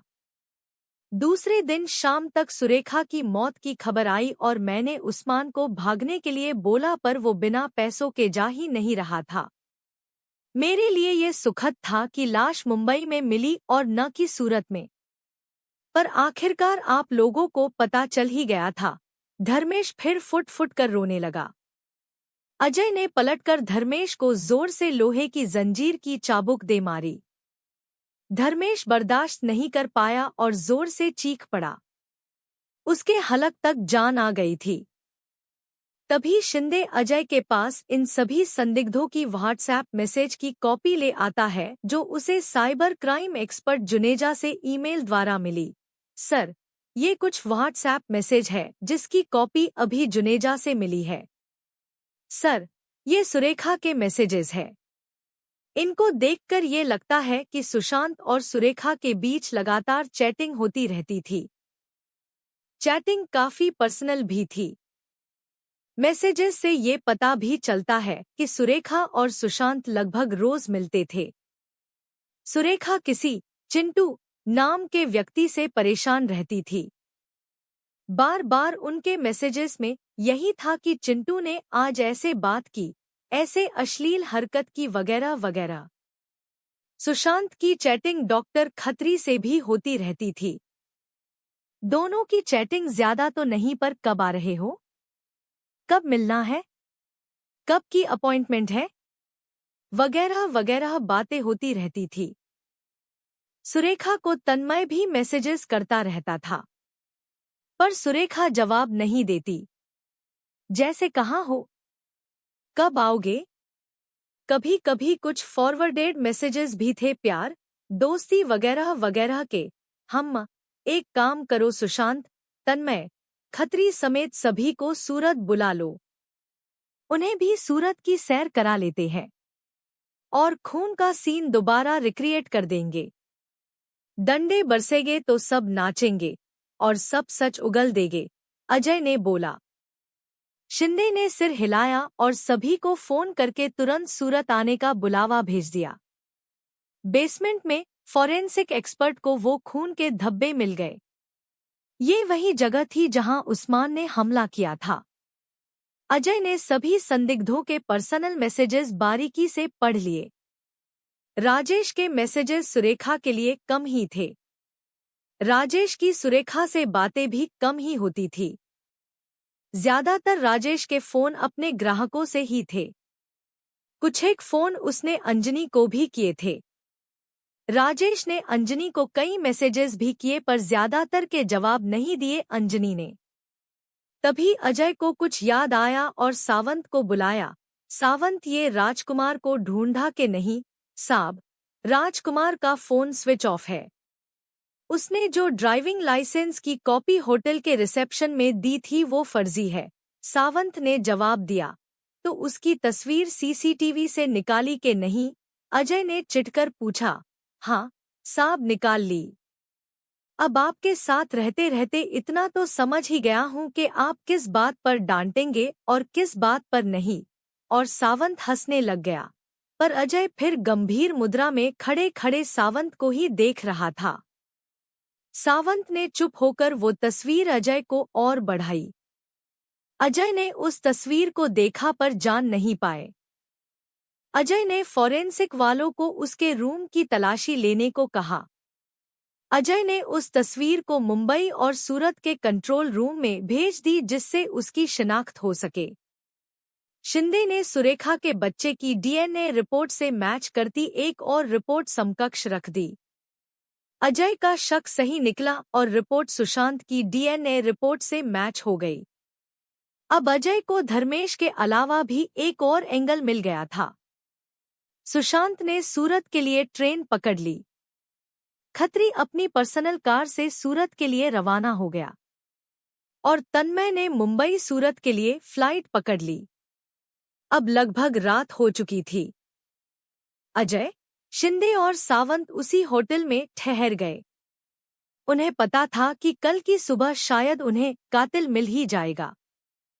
5वां दिन तीनों संदिग्धों ने किसी और होटल में ठहरे और सुबह सुबह 10 बजे के करीब अजय के कहे अनुसार अनामिका होटल ही बुलाया। सबसे पहले अजय ने सुशांत को अपने कमरे में बुलाया। इससे पहले कि अजय कुछ बोलता, सुशांत ने बोलना शुरू कर दिया। सर, सुरेखा के साथ मैं ही आया था सूरत तक, पर मैंने सुरेखा को नहीं मारा। सुशांत के ये शब्द सुनते ही अजय ने कसकर एक कड़क थप्पड़ जड़ दी सुशांत के गालों पर। सुशांत के गालों पर अजय के उंगलियों के निशान आसानी से देखे जा सकते थे। तो तू ये पहले क्यों नहीं बका जब तुझे हमने पहली बार पूछा था? साहब, मैं डर गया था, सुशांत ने रोते रोते हुए कहा। साहब, सुरेखा और मैं, हम दोनों कॉलेज से ही एक दूसरे को जानते थे। हम कॉलेज के दिनों में एक दूजे के काफी करीब थे। हम दोनों एक दूजे के प्यार में पागल थे। फिर मुझे शराब की लत लग गई कॉलेज में। मुझे ऐसे दोस्त मिल गए जिससे मुझे फ्री में दारू पीने मिल जाती। सुरेखा को ये सब अच्छा नहीं लगता। पहले तो वो मुझे डांटती रहती, पर जब उसे लगा कि उसकी बातों का मुझ पर कोई असर नहीं हुआ तो उसने मुझे इग्नोर करना शुरू कर दिया। मेरी लत दिन ब दिन बढ़ती जा रही थी। मैं सुरेखा से पैसे भी मांगने लग गया। एक दिन पैसे न मिलने से मैंने सुरेखा पर हाथ उठा दिया और आखिरकार वो दिन आ ही गया जब सुरेखा और राजेश की सगाई डिक्लेयर हो गई। मैं टूट चुका था। मैं सुरेखा को बेहद चाहता था और शायद इसी चाहत की वजह से मैं शराब को पूरी तरह छोड़ने में कामयाब रह गया। मुझे तकरीबन 2 साल लग गए शराब को छोड़ने में। मैंने अपने आप को रिहैबिलिटेशन सेंटर में पूरी तरह झोंक दिया। मेरी सारी संपत्ति बिक गई थी। घर में कोई और था नहीं। जब ठीक हुआ तो सबसे पहले मैं सुरेखा के पास ही गया। हम दोनों दादर के फ्लावर मार्केट मिले। एक तरफ फूलों की खुशबू तो दूसरी ओर वो फूलों की तरह लग रही थी। जब हम मिले तो हमारी आंखों में चमक आ गई थी। एक दूजे को इतने सालों बाद देखने से जी नहीं भरा। हम दोबारा मिले और मिलते चले गए। वो बुझा हुआ प्यार फिर परवान चढ़ने लगा। सुशांत की बात बीच में ही काटकर अजय ने पूछा, एक बात बता, सुरेखा तुझसे प्यार करती थी, तेरे बच्चे की माँ भी बन गई, पर उधर राजेश क्यों पागल हो गया है? क्या वो खुश नहीं थी राजेश से? और ये चिंटू कौन है? सर, राजेश क्या उसको खुश रखता? राजेश तो खुद नपुंसक बन गया था। कॉलेज के हादसे के बाद उसके दिमाग में डिमेंशिया वाला रोग हो गया था। उसे छोटी छोटी बातें भूलने की बीमारी हो गई थी। विस्फोट के असर से वो नपुंसक हो गया था। वो सुरेखा को खुश नहीं रख पा रहा था। हालांकि सुरेखा को राजेश से कोई शिकायत नहीं थी। हालांकि राजेश सुरेखा का बहुत ध्यान रखता, पर कब तक आखिर सुरेखा वंचित रहे? और ऊपर से राजेश ने एक निर्णय ऐसा ले लिया कि उससे सुरेखा को बहुत आघात पहुंचा। उसने राजेश को बहुत समझाया पर राजेश ने एक न मानी और डॉक्टर खत्री को फोन कर दिया। कौन सा निर्णय? सर, राजेश नपुंसक है, ये उसे शादी के 2 साल के बाद फर्टिलिटी टेस्ट से पता चली, जबकि बाकी के घर वालों को ये बात पहले से पता थी। पर सुरेखा से शादी के वक्त ये बात किसी ने नहीं बताई। राजेश धीरे धीरे छोटी छोटी बातों को भूलने लगा था, पर सुरेखा को अत्यधिक प्रेम करता था। राजेश का छोटा भाई तन्मय, जिसे प्यार से घर में चिंटू भी कहते हैं, बड़ा ही लफंगा बाज और लड़की बाज है। वही बार बार सुरेखा को तंग करता, उसे छेड़ता, उसे बार बार छूने की कोशिश करता। सुरेखा चाहकर भी राजेश को कुछ न बता सकी। राजेश तन्मय को अपनी जान से भी ज्यादा चाहता। इसीलिए उसने आईवीएफ के जरिए तन्मय के अंश को सुरेखा के गर्भ में डालने के लिए खत्री को अपॉइंट कर दिया। राजेश चाहता था कि उसके ही खानदान का ही अंश सुरेखा में हो, पर सुरेखा अपने गर्भ में तन्मय का अंश नहीं चाहती थी। वो चाहती थी कि तन्मय की जगह अंश मेरा हो, जिससे घर में किसी को पता भी नहीं चलेगा। इसके लिए हमने डॉक्टर खत्री को मुंह मांगा रुपया दिया। डॉक्टर ने तन्मय के अंश की जगह मेरे अंश सुरेखा में प्रविष्ट कर दिए। वो प्रेग्नेंट हो गई है, ये बात सभी से छिपी हुई थी। सिर्फ मुझे और खत्री को ही पता थी। मौत के एक दिन पूर्व जब राजेश सूरत में था, तब तन्मय ने जबरदस्ती करनी चाहिए। किसी तरह सुरेखा तन्मय के चंगुल से भाग निकली। भला हो उस कुरियर वाले का जिसने बाहर बेल बजा दी और सुरेखा भगने में कामयाब रही और मेरे पास पहुंच गई। मैं उसे लेकर सूरत आ गया जिससे राजेश को ये बात बताई जा सके।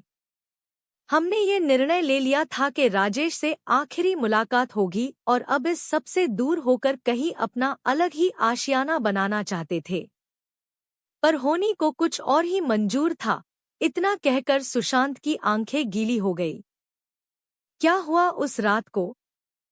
तू जब उसके साथ ही था तो वो मरी कैसे? सर, रात को मैं और सुरेखा राजेश के कमरे में गए, पर राजेश नदारद था। हम दोनों कुछ टाइम तक वहीं इंतजार करे पर कोई नहीं आया। आपस में मैं सुरेखा को काफी समझा रहा था कि सब छोड़कर मेरे साथ चल ले, पर वो निर्णय नहीं ले पा रही थी। काफी देर इंतजार करने के बाद हम बेसमेंट की ओर अपने गाड़ी में चले गए, पर मैं मेरा फोन ऊपर ही भूल आया था। जब तक मैं वापस आया तो सुरेखा बुरी तरह डरी हुई थी। किसी ने उस पर हमला किया था, पर हमलावर ने चाकू उसके हाथ में रखी फाइल पर कर दिया।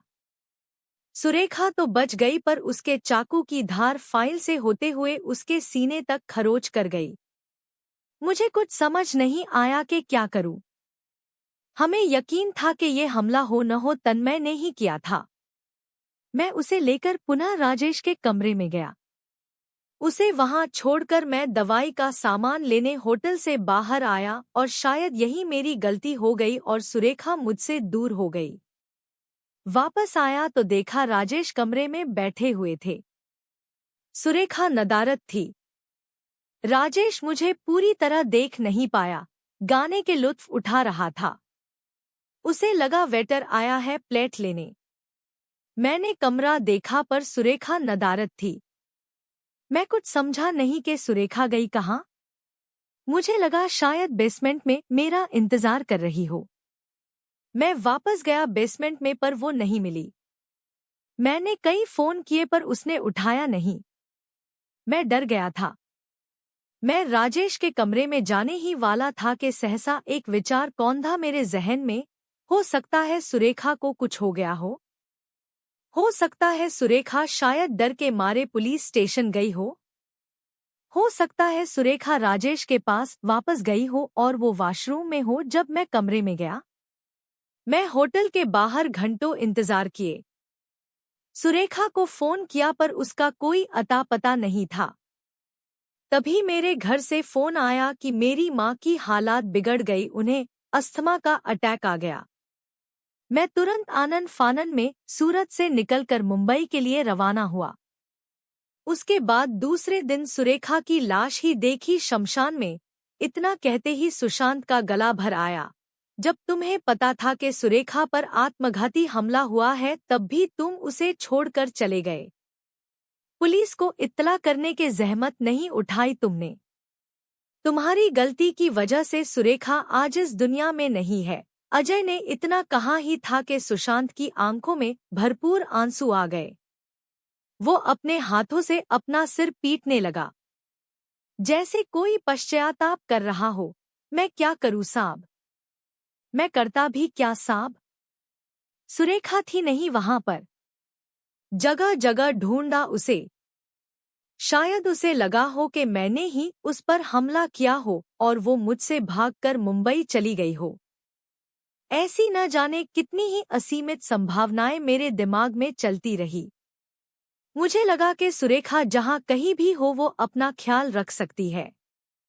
और क्या पता कहीं न कहीं मेरे मन में ये भी बात थी कि मैं इन पुलिस के चक्करों में न फंस जाऊं या किसी और के पछड़े में बेगाना बन न फंस जाऊं। सुशांत के आंसू अब गालों पर आकर सूखने लगे थे।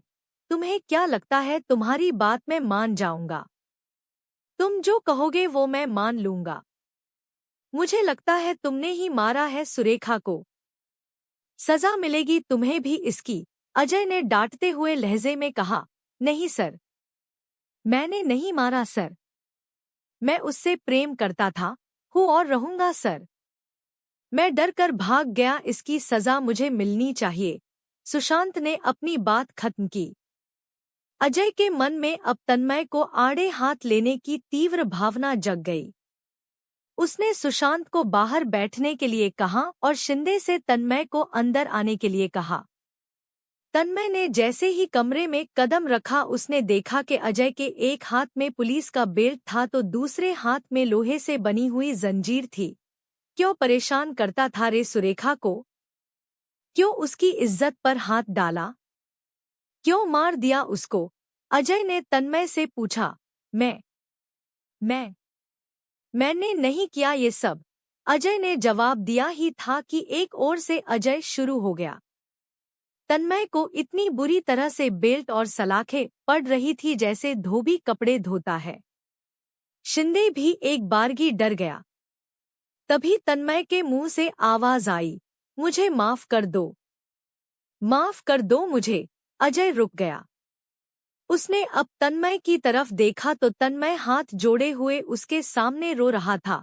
बक बे, क्यों मारा तुमने उसे? नहीं साहब, मैंने नहीं मारा। इतना सुनते ही अजय फिर शुरू हुआ। बताता हूँ साहब, मैंने तारिक को भेजा था उसे मारने के लिए। तारिक को?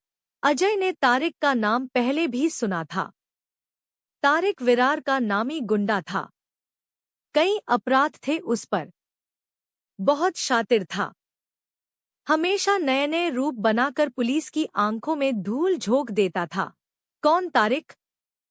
वो विरार का गुंडा, अजय ने पूछा। हाँ साहब, वही।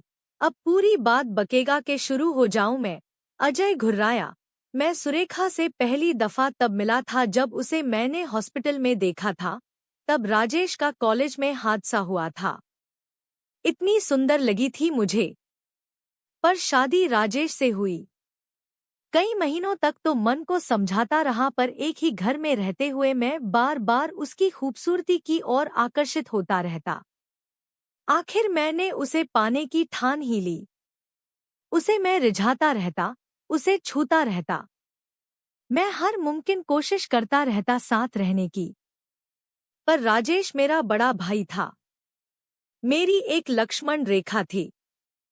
मैं राजेश की आंखों में खुद को दोषी की तरह नहीं देख सकता था। एक बार सुरेखा को मैंने सुशांत के साथ देखा। वे दोनों मिलते रहते थे। मेरा शक और गहरा गया जब दोनों को होटल में एक कमरे में जाते देखा। राजेश को सुरेखा पर अत्यधिक भरोसा था, पर मुझे सुरेखा की हरकतें नागवार गुजरी। राजेश की नपुंसकता की वजह से मैंने जैसे तैसे राजेश को मना लिया था कि सुरेखा के पेट में मेरा अंश आईवीएफ से डाला जाए, जिससे कम से कम सुरेखा और सुशांत आपस में कम मिलेंगे। पर सुशांत ने खत्री डॉक्टर से सेटिंग कर ली और सुरेखा को प्रेग्नेंट अपने अंश से कर दिया। जब ये बात पता चली मुझे तो मैंने उसी दिन आवेश में आकर सुरेखा की इज्जत पर हाथ डाला। मुझे उसे कैसे भी पाना था। जब वो सुशांत के साथ सो सकती थी तो मेरे साथ क्यों नहीं? वो बच्चा हमारे परिवार का हिस्सा नहीं था। पर सुरेखा मुझे चकमा देकर भाग गई। तभी मैंने तारिक को फोन किया और उसे हमेशा हमेशा हटाने के लिए सुपारी दे दी। मुझे पता था कि वो सीधे राजेश के पास ही पहुंचती, मेरी शिकायत करती और राजेश आवेश में आकर मुझसे अलग हो जाता और सारी प्रॉपर्टी से भी बेदखल कर लेता। राजेश के पास ही पिताजी ने सारी प्रॉपर्टी के कागजात और पावर ऑफ अटॉर्नी दे रखी थी। वैसे भी सुरेखा हमारे परिवार का नाम ही खराब कर रही थी। मुझे उसे हटाने में उस समय कतई अफसोस नहीं हो रहा था। मैंने तारिक को होटल अनामिका में जाने को कहा और राजेश को फोन करके भरूच में और किसी काम में उलझा दिया, जिससे वो लेट पहुंचे और तारिक अपना काम कर दे। यह है क्या वो तारिक? अजय ने बीच में ही तन्मय की बात काटी और राजकुमार की फोटो दिखा दी। हाँ, यही है वो। दाढ़ी मुझे लगाकर इसने अपना भेष बदल दिया था। उसने राजेश के साथ वाले कमरे में चेक इन कर ली थी। उसने सुरेखा का काम तमाम करके उसे सूटकेस में बांध लिया था, पर पता नहीं कैसे वो सूटकेस राजेश की डिक्की में चला गया। कैसे मारा उसने? अब कहाँ मिलेगा तारिक? तारिक से मेरी आखिरी मुलाकात सुरेखा के अंतिम संस्कार के बाद हुई थी। उसे मैंने शमशान में अंत में बुलाया था, जहां हमने सुरेखा का अंतिम संस्कार किया गया था। मैं सुरेखा की अस्थियां एकत्रित कर रहा था। गाड़ी में एक बोरी भरकर तारिक के लिए रुपए भी जुगाड़े थे। तभी उसने अपना काम किस बखूबी से अंजाम किया, मदमस्त होकर अपनी बात बताई। जब वो राजेश के कमरे के बाहर से निकल रहा था तब उसने सुरेखा और सुशांत को रूम में जाते हुए देखा। थोड़ी ही देर में सुशांत वहां से निकल गया और सुरेखा रूम में अकेली रह गई। तारिक तुरंत क्लोरोफॉर्म ले आया और कमरे के दरवाजे को उसने डुप्लीकेट चाबी से खोल दिया। सुरेखा फोन पर बात कर रही थी, तभी तारिक ने उसे पीछे से झकड़ा और बेहोश कर दिया। उसे अपने कमरे में ले गया और उसके होश में आने से पूर्व ही उसके हाथ और मुंह बांध लिए था। उसने चाकू से उसका कत्ल कर दिया और उसे सूटकेस में बांध लिया। पर चेकआउट करते वक्त बैरे से सूटकेस की अदला बदली हो गई और सुरेखा की लाश वाला सूटकेस राजेश की डिक्की में चला गया। तारिक यही समझाता रहा कि भाई के जेल जाने से सारी प्रॉपर्टी का मालिक मैं अकेला ही बनूंगा। पर मुझे डर लग रहा था कहीं हमें कोई और न देख ले। इतना कहते ही तन्मय को प्यास लगी और वो पानी पीने लग गया। कहाँ है तारिक? साहब मुझे नहीं पता। मैंने दोबारा उससे बात नहीं की और नहीं ये जानता हूँ कि वो अब कहाँ है। तू ऐसे नहीं बकेगा। और अजय ने उसका हाथ मोड़ दिया। उसके पेट में घुसे बरसाए। साहब मैं नहीं जानता। सच में नहीं जानता। मुझे मत मारो साहब। पर अजय पर तन्मय की बातों का असर नहीं हो रहा था। वो ऐसे बरस रहा था जैसे आसमां से पानी। आखिरकार अजय को विश्वास हो गया कि तन्मय को सचमुच नहीं पता कि तारिक कहाँ मिलेगा। इतनी मार खाकर तो मुर्दे भी बोल पड़ते हैं। खत्री ने भी बात कबूल ली थी कि उसने सुशांत का ही अंश सुरेखा के गर्भ में डाला था। इस तरह केस अब क्लियर हो गया था सबके सामने। अजय ने होटल के सीसीटीवी कैमरे में पाया कि राजेश के कमरे की लॉबी के सारे कैमरे बंद थे। मैनेजर से बात में ये कन्फर्म हो गई थी कि कैमरे वाकई काम नहीं कर रहे थे। टेक्नीशियन वारदात के एक दिन पहले ही आया था पर ठीक न हो सके थे। अब फॉरेंसिक टीम के साथ पूरी टीम सूरत से रवाना हुई। मुंबई आते ही तारिक के खिलाफ अरेस्ट वारंट जारी किया गया। उसे पकड़वाने में इनाम भी घोषित किया गया पर उसका पता नहीं चला। अजय को पता था कि इतनी आसानी से तारिक का पता नहीं चलेगा। अब कहीं अंडरग्राउंड हो गया होगा और कुछ ही दिनों में जब वो बाहर आएगा तब उसे धर दबोचेंगे। उसके सारे मोबाइल स्विच ऑफ थे। मोबाइल की लास्ट लोकेशन वसई की ही थी। उसके गुर्गों को भी नहीं पता था कि वो कहाँ मिलेगा। एड़ी चोटी का जोर लगा दिया पुलिस ने पर तारिक को न ढूंढ पाए। अदालत में जब तन्मय ने अपना जुर्म कबूला तो राजेश हक्का बक्का रह गया। राजेश पहले ही टूट चुका था और तन्मय की इस हरकत ने राजेश को और बुरी तरह झकझोर दिया। उसे समझ नहीं आ रहा था कि तन्मय ने आखिर ये काम किया क्यों। राजेश बार बार तन्मय से यही पूछता रहा, आखिर तूने ऐसा क्यों किया?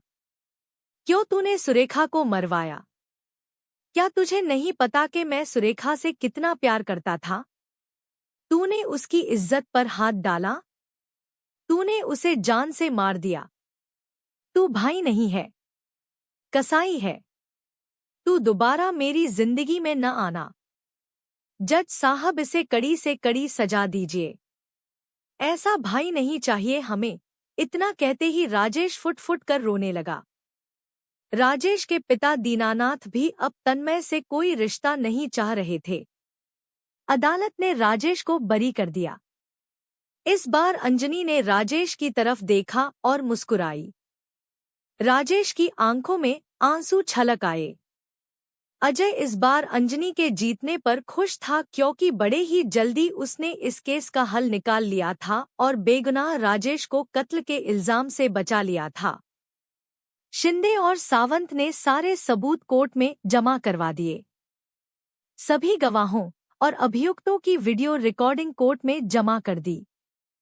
धर्मेश, उस्मान और तन्मय को पुलिस ने हिरासत में लिया गया। थोड़े ही दिनों में अजय भी इस केस से हटकर किसी और केस में मशगूल हो गया। अगले 1 साल में अदालत में तन्मय पर खून का इल्जाम सही पाया गया और उसे 14 सालों के लिए जेल भेज दिया गया। सुशांत और खत्री को राजेश से धोखाधड़ी करने के जुर्म में अलग से केस चलाया जाए, ऐसी तामील की गई। धर्मेश और उस्मान पर इरादतन हत्या का जुर्म साबित हुआ और उन्हें 5-5 साल की सजा हुई। केस की रूलिंग के तकरीबन महीने भर बाद अंजनी और राजेश ने एंगेजमेंट कर ली। एंगेजमेंट के दूसरे दिन राजेश और अंजनी सुबह सुबह चाय पी रहे थे। अंजनी, तुम्हें पाकर मैं खुश हूँ। अगर तुम मेरी आंख न खोलती तो सुरेखा और सुशांत की असलियत कभी काम न आती। और तन्मय जैसा लुच्चा भाई जिसकी नीयत शुरू से ही खराब थी कभी न जान पाता। अंजनी मुस्कुराई पर कुछ न बोली। चाय की सिप ली और दूर चहकती चिड़ियों की ओर देखने लग गई थी। पुरानी यादें स्मृति पटल पर दस्तक दे रही थी। जब अंजनी ने टेलेआर कंपनी के मालिक को हत्या के जुर्म से बचाया था, तब उसने अंजनी से वादा किया था कि वो हमेशा उसके काम आएगा। सुरेखा और सुशांत की जोड़ी के चर्चे पूरे कॉलेज में ही चर्चित थे।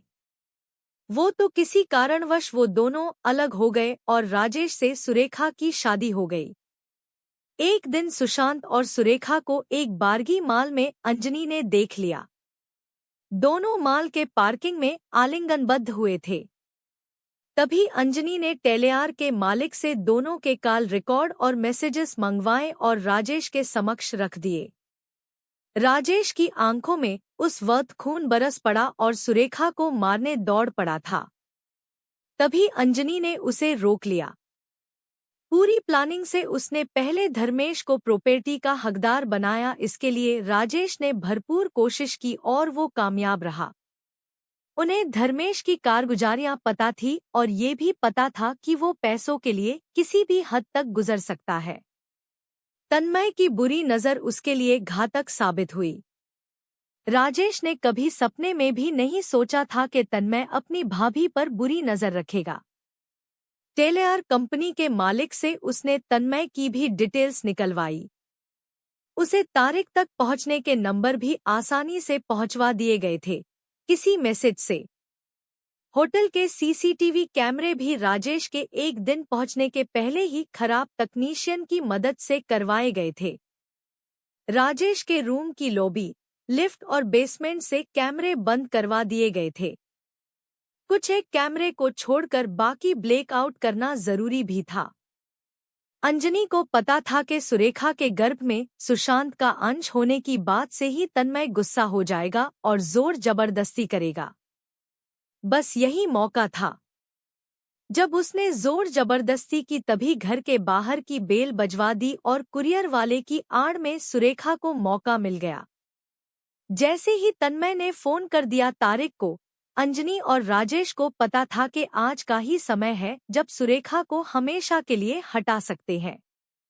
सब कुछ प्लानिंग के मुताबिक तो नहीं हुआ, पर काफी हद तक सफलता मिल ही गई।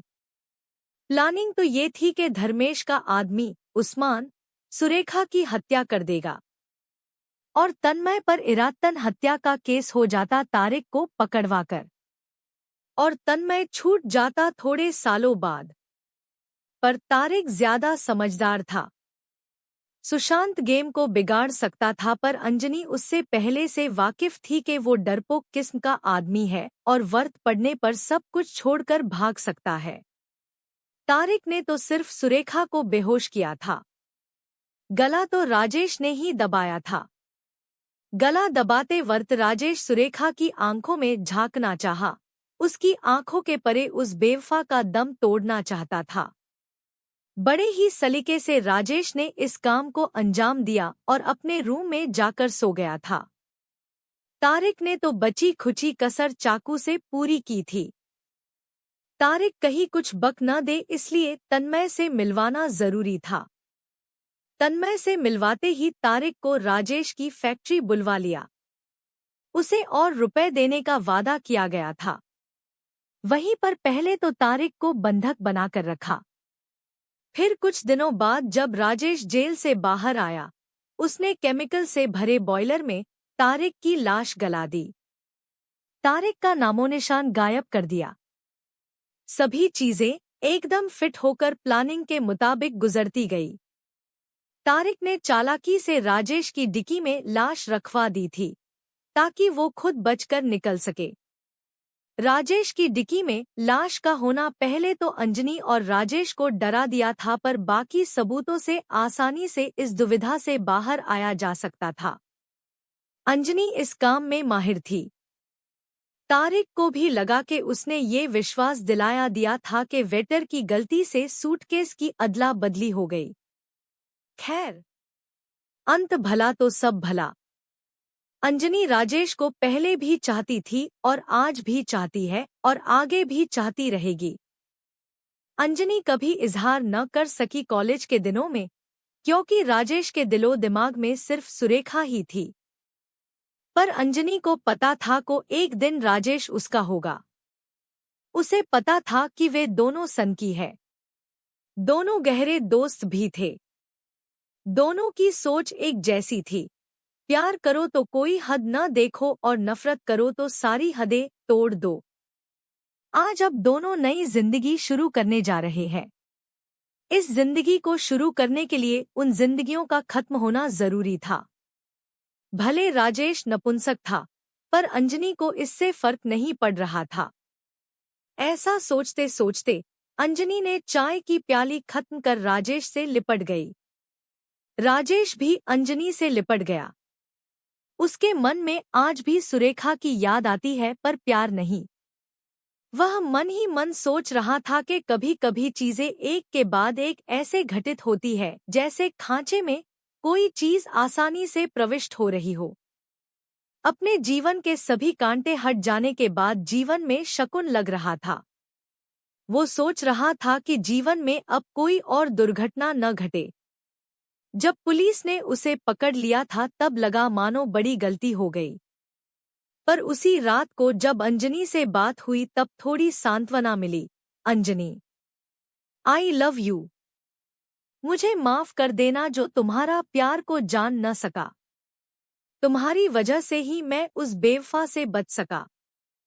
प्रेम और नफरत एक ही धुरी के दो अक्ष है। मैं जब दिलो जान से प्रेम कर सकता हूँ तो मरने मारने तक की नफरत भी कर सकता हूँ। मेरे सारे दुश्मन आज सलाखों में है। अंजनी ने राजेश के होठों पर हाथ रख दिया। शा शा, दीवारों के भी कान होते हैं।